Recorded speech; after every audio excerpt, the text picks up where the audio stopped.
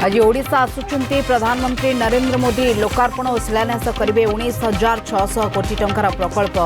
कार्यक्रम में सामिल हेबे मुख्यमंत्री। चंडीखोल में मोदी दुईटी सभा कौन कहिबे ता उपरे समस्तक नजर। आज प्रबाद पुरुष बिजू बाबूंकर 108तम जन्म जयंती। बिजू जयंती को सारा राज्य में महासमारोह में पालुछि बीजेडी। विभिन्न स्थान में शोभायात्रा, साइकेल रैली, गणदौड़ सहित सभा समिति। सशक्त ओडिशा, समृद्ध ओडिशा गठन पई नेता और कर्मी शपथ। सरिला मैट्रिक परीक्षा। समस्त नोडाल सेंटर संग्रह हुई 6 तारीख सुधा बोर्ड रे पहुंचब उत्तर खाता। 15 तारीख 54टी मूल्यांकन केन्द्र रे खाता देखा आरंभ। अभयारण्य को पॉलिथिन एवं प्लास्टिक मना। एप्रिल 1 सारा ओडिशा रे लागू।